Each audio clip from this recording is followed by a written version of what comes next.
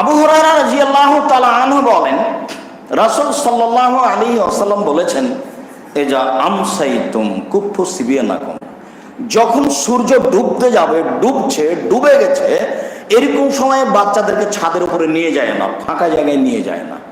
ওই সময়তে শয়তান ছড়িয়ে পড়ে। শয়তান যত বাচ্চা ছেলে পাবে, ছেলে মেয়ে, তাকে ধাক্কা দিয়ে ফেলে দিবে বা কোনো একটা বিপদে ফেলে দিবে। ছেলে তখন বমন করবে, খুব রাতে কান্নাকাটি করবে।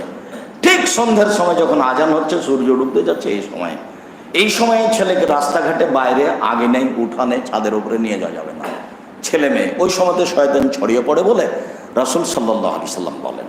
যখন এশারাত কাছাকাছি হয়ে এসেছে, তখন শয়তান ওখান থেকে ফিরে এসেছে, সে অন্য জায়গায় চলে গেছে। এখন বাচ্চা বাইরে আসতে পারে রাত বেশি হলে, তবে সন্ধ্যার সময় নয়। এ কথা বলার পরে তিনি বলছেন,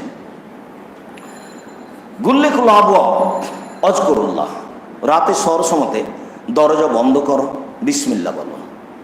দরজা বন্ধ করার সময়, জানালা বন্ধ করার সময় বিসমিল্লাহ বলতে হবে।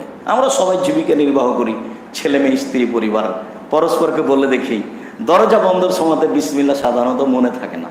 যদিও এই বক্তব্য আব্দুর রাজ্জাক সাহেবের মুখে আগেও শুনেছি, কিন্তু তা বাস্তবে নিয়ে আসতে পারিনি।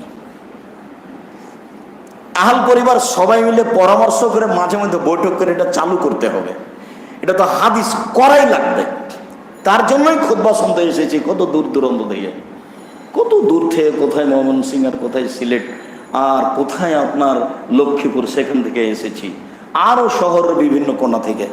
তাহলে ভালোবাসা মানে প্রাণপণে চেষ্টা করতে হবে ও হাদিসটার প্রতি আমল করা। আল্লাহে আল্লাহর কসম, আল্লাহে আল্লাহর কসম, আল্লাহে আল্লাহর কসম, 90 সাল থেকে নিয়ে এখন পর্যন্ত আমি কোনোদিন আমার বক্তব্যে অপ্রয়োজনীয় কথা বলিনি, আমি কোনোদিন কেসা কাহিনী বলিনি। আমি সবসময় কোরআন এবং হাদিসের অনুবাদ করে আমার পুরো সময়টা পূর্ণ করার প্রাণপণে চেষ্টা করি। তবে আমি মানুষ, কোথাও ভুল ত্রুটি থাকতেও পারে, তবে কথা বারবার দেখে বলি।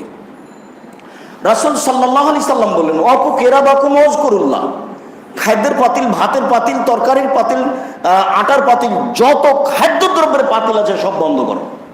কারণ ইয়ামসিল বালা লাইলান, রাতে কতগুলি বালা মুসিবত চলে।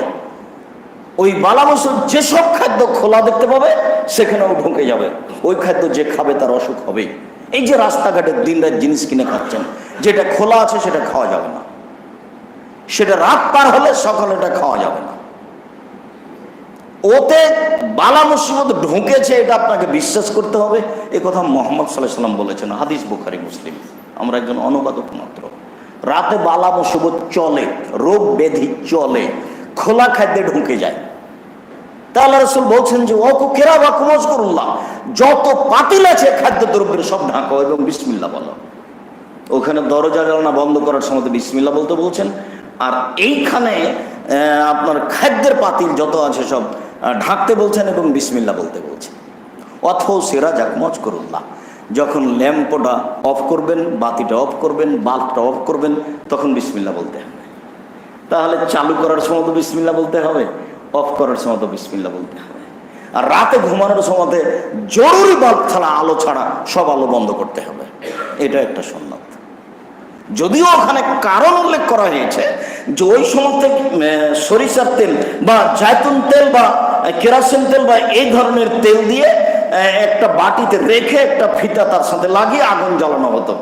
রাতে ইঁদুর এসে ওটা টেনে আর এক জায়গাতে নিয়ে গিয়ে আগুন লাগিয়ে দিতে পারে, এই কথা ওখানে বলা হয়েছে। আজকেও যদি সারা রাত বাল্ব লাগা থাকে বা আপনার চার্জটা ওখানে লাগা থাকে, তাহলে দুর্ঘটনা ঘটতে পারে। অতএব আপনি আপনার প্রয়োজন শেষ হয়ে গেলে বাল্বটা অফ করে দেন। এইটা রাসূল সাল্লাল্লাহু আলাইহি সাল্লামের জরুরি ঘোষণা, এবং বিসমিল্লাহ বলে এই কাজ করতে বলেন। আয়েশা রাদিয়াল্লাহু তাআলা আনহা বলেন, রাসূল সাল্লাল্লাহু আলাইহি সাল্লাম বলেছেন, ইজা আকালা আহাদুকুম ওয়া নাসিয়া যিকরাল্লাহ, কেউ যদি খেতে বসে আর আল্লাহর নাম বিসমিল্লাহ বলতে ভুলে যায়, তাহলে ফালিয়াকুল বিসমিল্লাহি আওয়ালাহু ওয়া আখিরাহু, তাহলেও যখন মনে পড়বে, খাওয়ার শেষে যে কোনো সময় মনে পড়বে, তখনও বলে ফেলবে বিসমিল্লাহি আওয়ালাহু ওয়া আখিরাহু, আমার বিসমিল্লাহ শুরু থেকে শেষ পর্যন্ত। আমি যে এখন বিসমিল্লাহ বললাম, আমার এই বিসমিল্লাহ শুরু থেকে শেষ পর্যন্ত আমার বলার সাথে সাথে শয়তান আমার সাথে যা খেয়েছে তা বমন করে দিয়ে যেতে হবে, এই কথা মুহাম্মদ সাল্লাল্লাহু আলাইহি ওয়াসাল্লাম বলেন। ও বমন করে দিয়ে যেতে বাধ্য, আমি ওকে দেখতে পাই আর না পাই। ও তো রাসূল সাল্লাল্লাহু আলাইহি ওয়াসাল্লামের নীতির বাইরে যেতে পারে না। রাসূল সাল্লাল্লাহু আলাইহি ওয়াসাল্লাম বলছেন যে তুমি তোমার দরজায় যদি কাঠের দরজা, ভালো দরজা না থাকে, এমনি ফাঁকা একটা কাপড় ঝুলানো আছে, তুমি একটা কাঠ নিচে রেখে দাও, ছোট্ট করে একটু দরজাতে ফাঁকা জায়গায় এমনি একটা কাঠ, একটা খড়ি, বিসমিল্লাহ বলে রেখে দেন, সকাল পর্যন্ত এই দরজায় শয়তান ঢুকতে পারবে না।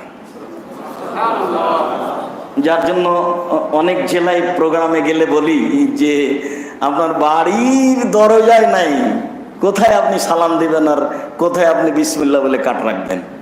এদিকে একটা ঘর, এদিকে একটা ঘরের মধ্যে গরুর গাড়ির রাস্তা। এটা বাড়ি হয় না। বাড়ি বলতে চতুর্দিক ঘেরতে হবে, একটা দরজা থাকতে হবে, চট দিয়ে হোক, ছালা দিয়ে হোক, যেইভাবে হোক, ইট দিয়ে হোক, সোনার রূপা দিয়ে হোক, যেইভাবে হোক না কেন চতুর্দিক ঘেরে একটা বাড়ি বানাতে হবে, যার একটা বাহির দরজা থাকবে, যেখানে সালাম দিয়ে ঢুকতে হবে, তাছাড়া তো হবে না। যাবে